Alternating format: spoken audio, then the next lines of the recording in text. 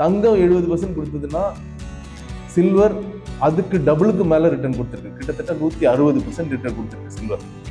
இது இப்படியே போகுமா? ஒரு டைம் 2 நாளைக்கு முன்னாடி அச்சுறுத்தல், நேற்று கொஞ்சம் சாதகமான ஒரு நியூஸ், அப்படின்னு அன்சர்டனிட்டிங்கிறது நாளுக்கு நாள் அதிகரிச்சுட்டே தான் இருக்கு. சில்வர் கோல்டை விடவும் பெட்டரா பண்றதுக்கான வாய்ப்பு இந்த வருஷம் அதிகமாகவே இருக்கு, போன வருஷம் மாதிரியே. அந்த லெவலுக்கு பெர்சன்டேஜ் ரிட்டர்ன் கொடுக்குமான்னு தெரியாது. ஆனா மேலே போறதுக்கான வாய்ப்பு எந்த லெவலுக்கு இருக்கோ, கரெக்ஷனும் பெரிய லெவலில் இருக்கும், வாலட்டிலிட்டி ஜாஸ்தியாக இருக்கும். அந்த ரிஸ்க்கை ஒத்துக்க முடியறவங்க, அந்த ரிஸ்க்கை தாங்க முடியறவங்க டெஃபினெட்லி சில்வரில் 50%, கோல்டில் 50% இன்வெஸ்ட் பண்ணலாம்.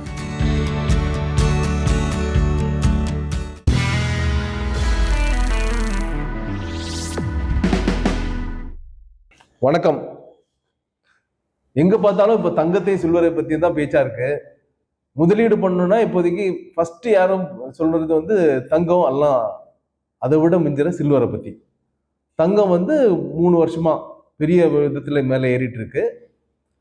சில்வர் அதுக்கு பெரிய போட்டி கொடுக்குற விதமா லாஸ்ட் இயர்ல இருந்து ஒரு பெரிய ரேஸ் போயிட்டு இருக்கு. லாஸ்ட் இயர்ல தங்கம் 70% கொடுத்ததுன்னா சில்வர் அதுக்கு டபுளுக்கு மேல ரிட்டர்ன் கொடுத்துருக்கு. கிட்டத்தட்ட 160% ரிட்டர்ன் கொடுத்துருக்கு சில்வர். இது இப்படியே போகுமா? இன்வெஸ்ட் பண்ணலாமா? யாராவது இப்போ இன்வெஸ்ட் பண்ணணும்னா இன்வெஸ்ட் பண்ணியிருக்கிறவங்க என்ன பண்ணணும் அப்படிங்கிற சந்தேகம் எல்லாத்துக்கும் இருக்கும். தங்கம் ஏன் இப்படி ஏறுது அப்படின்னு பார்த்தீங்கன்னா, கடந்த 3 வருஷமா பர்டிகுலர்லி அண்ட் ரொம்ப முக்கியமா ட்ரம்ப் வந்ததுக்கு அப்புறம் குளோபல் அன்சர்டனிட்டிஸ் நிறைய இருக்கு. அதுக்கு முன்னாடி இருந்தே உக்ரைன் ரஷ்யா வார் போயிட்டு இருக்கு. நார்மலி ஜியோ பொலிட்டிக்கல் டென்ஷன்ஸ் இருக்கும்போது தங்கம் வந்து நல்லா பண்ணுங்கிறது நார்மலான விஷயம் தான். அதே மாதிரி ரீசெண்டாக பார்த்தீங்கன்னா டாலர், அதாவது யூஎஸ் டாலர் இண்டெக்ஸும் வீக்கனாக போயிட்டு இருக்கு. யூஎஸ்லேயும் சரி, அக்ராஸ் குளோப் நிறைய கண்ட்ரீஸ்லையும் சரி இன்ட்ரெஸ்ட் ரேட் கட் பண்ணிட்டு இருக்காங்க. ஸோ இந்த மாதிரி சினாரியோவில் கூட இன்வெஸ்ட்மெண்ட் பண்ணுறவங்க பெரிய ரிட்டர்ன்ஸ், ஈக்விட்டி ஓரளவுக்கு அன்சர்டனிட்டி இருக்கும் அப்படிங்கிறவங்க ஈக்விட்டி இல்லாமல் ஓரளவுக்கு டீசென்ட் ரிட்டர்ன் பார்க்கறதுக்கு சேஃப் ஹெவன்னு சொல்லுவோம். அதுக்கு கோல்டை தான் நாடி போவாங்க. ஸோ கோல்டோட ப்ராஸ்பெக்ட்ஸ் வந்து கடந்த 3 வருஷமாவே ஜாஸ்தி ஆகிட்டு இருக்கு. அன்சர்டனிட்டி இன்னும் தொடர்ந்துட்டு இருக்கிறதுனால கோல்டு 2026லையும் நல்லா பண்றதுக்கான வாய்ப்பு நிறையவே இருக்கு.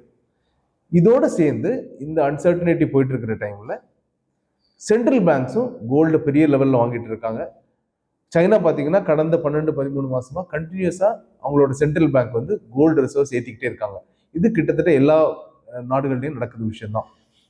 இப்போ என்ன நடந்துட்டு இருக்கு குளோபலின்னு பார்த்தீங்கன்னா, யூஎஸுக்கும் இந்தியாவுக்கும் ட்ரேட் டீல் சைன் ஆக வேண்டியது எப்போ இருந்து அது லேக் ஆகிட்டே இருக்கு. சமீபத்தில் ஒரு 2 நாளைக்கு முன்னாடி இந்தியா உள்பட ரஷ்யன் ஆயில் வாங்குற கண்ட்ரிஸ் மேல 500% டேரிஃப் போடுவேன்னு ட்ரம்ப் மறப்பிட்டு இருந்தாரு. மறுபடியும் நேத்து பாத்தீங்கன்னா அவங்களோட இந்தியா அம்பாசிடர் என்ன சொல்லியிருக்காரு, யூஎஸ்ல இருந்து வர இந்தியாவை பார்க்குற அம்பாசிடர் என்ன சொல்லியிருக்காருன்னா, இந்தியா தான் ரியல் ஃப்ரெண்டு, அதாவது மோடி தான் ரியல் ஃப்ரெண்டு யூஎஸ் ட்ரம்ப்புக்கு, அதனால இந்தியாவோட கூடிய சீக்கிரமே ட்ரேட் டீல் நடக்கிறதுக்கான வாய்ப்பு இருக்கு, ட்ரம்ப் வந்து அடுத்த 1-2 வருஷத்துல இந்தியா வருவாரு அப்படிங்கிற மாதிரி ரொம்ப ஒரு நட்பு ரீதியிலான ஒரு பேச்சுவார்த்தை நடந்திருக்கு. ஸோ ஒரு டைம் 2 நாளைக்கு முன்னாடி அச்சுறுத்தல், நேற்று கொஞ்சம் சாதகமான ஒரு நியூஸ், இப்படின்னு அன்சர்டனிட்டிங்கிறது நாளுக்கு நாள் அதிகரிச்சுக்கிட்டே தான் இருக்கு. அப்புறம் வெனிசுலா இஷ்யூ எடுத்தாலும் சரி, ட்ரம்ப் வந்து இப்போ ஈரான் விஷயத்துலையும் சரி ஒரு த்ரெட் கொடுத்துட்டு இருக்காரு. இந்த மாதிரி ட்ரம்ப் வந்ததுக்கு அப்புறம் யூஎஸ் வந்து பல கண்ட்ரிக்கு ஒரு சிம்ம சொப்பனமாகவே இருந்திருக்கு. ஆரம்பத்தில் இது வந்து சைனால இருந்து ஆரம்பிச்சது. சைனாவுக்கு தான் அதிகப்படியான டேரிஃப் இருக்குன்னு சொன்னாங்க. இப்போ சைனாவை கூட பெருசா சீண்டாம இப்போ நிறைய கண்ட்ரீஸ்ல அவங்க த்ரெட் பண்ணி டேரிஃப் விஷயமா இருக்கட்டும் சரி, இந்த மாதிரி வெனிசுலால அவங்க அதிபரை அவங்க எடுத்து அவங்க பாதுகாப்புல வைக்கிறதா இருந்தாலும் சரி, இந்த மாதிரி நிறைய அன்சர்டனிட்டிஸ் நடந்துட்டு இருக்கு. நாளைக்கு என்னங்கிறது ஒரு பெரிய கேள்விக்குறியா இருக்கு. இந்த கேள்விக்குறி அதிகரிக்க அன்சர்டனிட்டி அதிகரிக்க டெஃபினெட்லி இன்வெஸ்டர்ஸ் வந்து ஈக்விட்டி மாதிரி அசெட் கிளாஸஸை கொஞ்சம் யோசிப்பாங்க. பர்டிகுலர்லி ரிஸ்க் அதிகமாக எடுக்க முடியாத இன்வெஸ்டர்ஸ் ஈக்விட்டி அசெட் கிளாஸில் இன்வெஸ்ட் பண்ணுறது கொஞ்சம் தயக்கம் காமிப்பாங்க. இவங்க எஃப்டிக்குள்ள போகணும்னா, டெபாசிட்ல போகணும்னா அவங்க எல்லா கண்ட்ரிலையும் பெரும்பாலும் ரேட்ஸை கம்மி பண்ணிட்டு இருக்காங்க. ஸோ இதுக்கு இடைப்பட்ட ரீதியில் அதாவது ரிட்டர்ன் கொஞ்சம் டீசெண்டாக இருக்கணும், ரிஸ்க்கும் பெரிய லெவலில் இருக்கக்கூடாது, ஸ்டேபிளாகவும் இருக்கணும்னு பார்த்தா கோல்டு தான் ஆப்ஷன். ஸோ கோல்டு 2026லையுமே கூட இக்விட்டியை விட பெட்டர் ரிட்டர்ன் கொடுக்குற அசெட் கிளாஸாக இருக்கிறதுக்கான வாய்ப்பு ரொம்ப அதிகமாகவே இருக்கு. இதனாலேயே கோல்டில் இன்வெஸ்ட்மெண்ட்ஸ் பெரிய லெவலில் வரும். At least short to medium term, long term இப்போதைக்கு கோல்டை பற்றி கணிக்க முடியாட்டி கூட ஷார்ட் டு மீடியம் டேர்மில் இன்வெஸ்ட் பண்ணணும்னு நினைக்கிறவங்க கூட டெஃபினெட்லி இன்னுமே கூட கோல்டில் இன்வெஸ்ட் பண்ணலாம். கோல்டை பொறுத்தவரை வாலட்டிலிட்டி பெரிய லெவலுக்கு இருக்காது, பெரிய இறக்கம் இறங்காது. ஆனால் மேபி ஒரு மாச கணக்காக ஸ்டாக்னண்ட்டாக அப்படியே சைட் வேஸ்ல மூவ்மெண்ட் இருக்கும். ஆனால் அடுத்த சில மாதங்களை பொறுத்தவரை கோல்டுக்கு ஏறுமுகம் தான் இருக்கிறதுக்கான வாய்ப்பு இருக்கு. ஈக்விட்டிஸில் அன்சர்டனிட்டி அதிகரிச்சுட்டே இருக்கு. இந்த வருஷம் ஆரம்பிச்சதுலேருந்தே இந்தியாவில் பங்கு சந்தைகள் நிறைய வீழ்ச்சி தான் சந்திச்சுட்டு இருக்கு. அன்சர்டனிட்டிஸ் குளோபலி இருக்கிறதுனால குளோபல் மார்க்கெட்ஸும் கொஞ்சம் ஷேக்கியாக தான் இருக்கு. இந்த மாதிரி தருணத்தில் டெஃபினெட்லி கோல்டுக்கான வாய்ப்புகள் பிரகாசமாகவே இருக்கு. கோல்டு விலை ரொம்ப அதிகரிச்சுட்டு இருக்கிறதுனால ஆக்சுவலி 22 கேரட்டை பொறுத்தவரைக்கும் 1300 ரூபா ஒரு கிராமுக்கு மேலே போயிடுச்சு. இந்த லெவலுக்கு அதிகரிச்சுட்டு இருக்கிறதுனால ஜனவரி டு ஜூலை இருக்கிற இந்த கல்யாண சீசன்ல கோல்டோட பர்ச்சேஸ் வந்து கிட்டத்தட்ட கல்யாணத்துக்காக வாங்குறது வந்து 30% டிராப் ஆகும் அப்படின்னு சொல்றாங்க. அந்த லெவலுக்கு ப்ரைஸ் ஏறிட்டதுனால கோல்டு பர்ச்சேஸ் அந்த லெவலுக்கு நடக்காது. இந்த கல்யாண சீசன்ல 30% டிராப் ஆகும்னு எதிர்பார்க்குறாங்க. இதோட சேர்ந்து அஃப்கோர்ஸ் சென்ட்ரல் பேங்க்ஸும் பெரிய லெவலில் கோல்டு பர்ச்சேஸ் பண்ணி வச்சுட்டு இருக்காங்க, ரிசர்வ்ஸ் வச்சுட்டு இருக்காங்க. இந்த மாதிரி தருணத்தில் gold definitely other asset classes, டெட்டாக இருக்கட்டும், ஈக்விட்டியாக இருக்கட்டும், அஃப்கோர்ஸ் டெபாசிட்ஸை பொறுத்தவரை ரிட்டர்ன்ஸ் ரொம்ப கம்மியாக இருக்குது. ரியல் எஸ்டேட்டை விடவும் டெஃபினெட்லி கோல்டு பர்டிகுலர்லி இந்த இயரில் ரொம்ப ஸ்பெசிஃபிக்காக சொல்லணும்னா அடுத்த சில மாதங்களில் பார்த்தீங்கன்னா கோல்டுக்கான வாய்ப்புகள் பிரகாசமாகவே இருக்குது. அடுத்து சில்வருக்கு வருவோம். சில்வர் லாஸ்ட் 1 இயர் 160%, இப்போ இருந்து லாஸ்ட் 1 இயர் பார்த்தீங்கன்னா கிட்டத்தட்ட 180% அளவுக்கு ரிட்டர்ன்ஸ் கொடுத்துருக்கு. இந்த மாதம் மட்டுமே கிட்டத்தட்ட பாதி மாதம் கூட தாண்டல, இப்போவே 15%க்கு மேலே 16% வரையும் ரிட்டர்ன் கொடுத்துச்சு. சில்வர் கோல்டை விடவும் பெட்டராக பண்ணுறதுக்கான வாய்ப்பு இந்த வருஷம் அதிகமாகவே இருக்குது, போன வருஷம் மாதிரியே. அந்த லெவலுக்கு பர்சன்டேஜ் ரிட்டர்ன் கொடுக்குமான்னு தெரியாது, ஆனால் அதை கோல்டை விட டெஃபினெட்லி ரிட்டர்ன்ஸ் ஜாஸ்தியாகவே இருக்கிறதுக்கான வாய்ப்பு இருக்குது.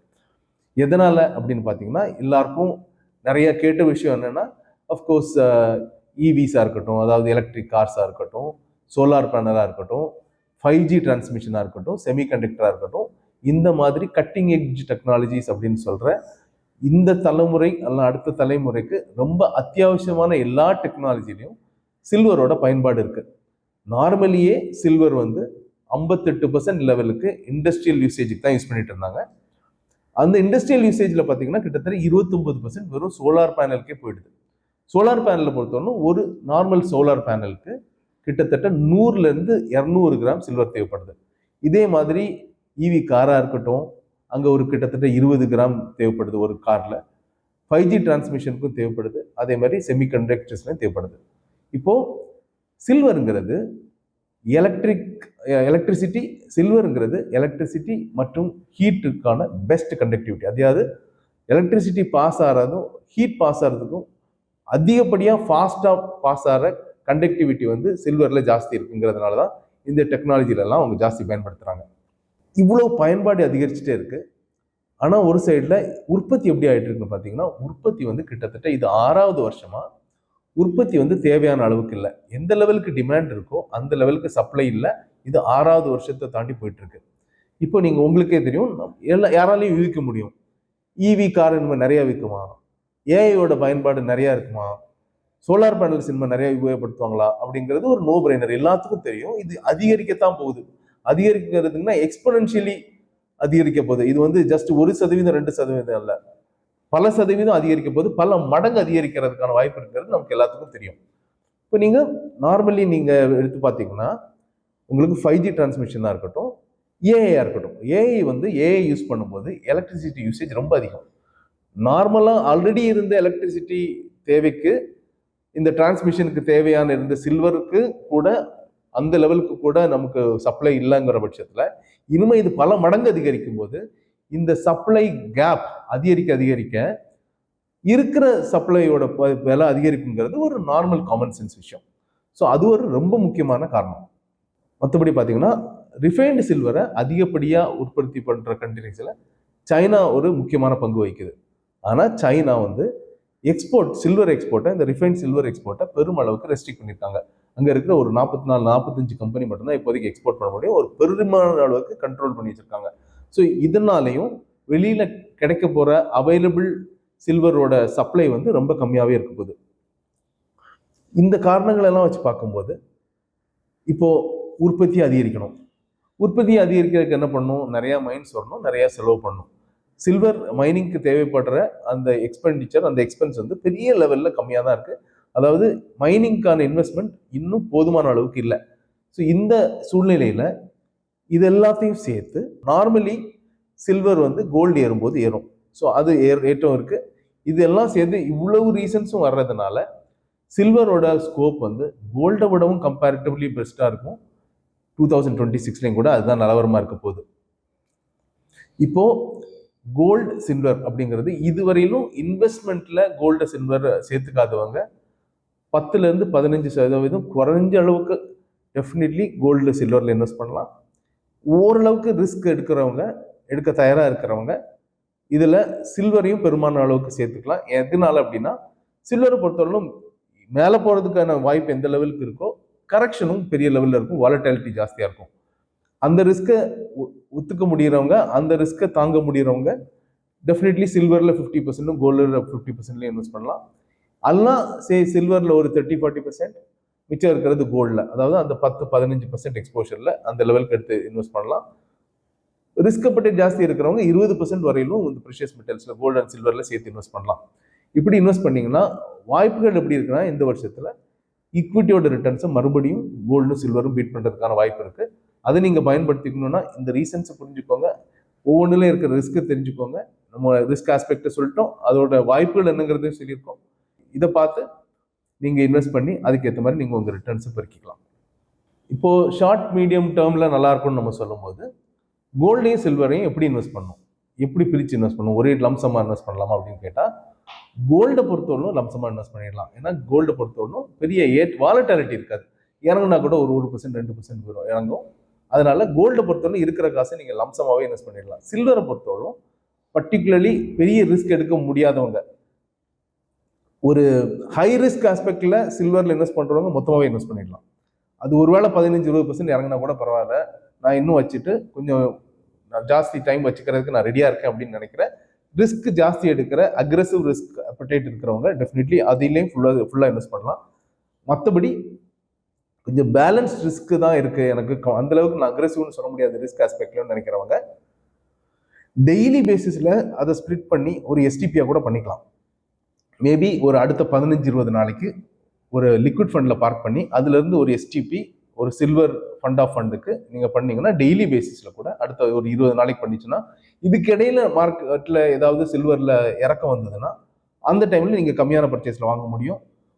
ஒரு பீக்கில் வாங்குற ஒரு பயம் இருக்காது. ஒரு பீக்கில் வாங்குறோமோ அப்படிங்கிற ஒரு பயம் இல்லாமல் இருக்கிறதுக்கு இப்படி ஸ்டாகர் பண்ணி வாங்கினீங்கன்னா சில்வரை பொறுத்தவரைக்கும் பர்டிகுலர்லி அந்த ஸ்டாகர் பண்ணி இன்வெஸ்ட் பண்ணுறது பெரும்பாலான இன்வெஸ்டருக்கு அது கம்ஃபர்டபுளாக இருக்கும். அது கரெக்டான ஒரு அறிவுரையாக இருக்கும்.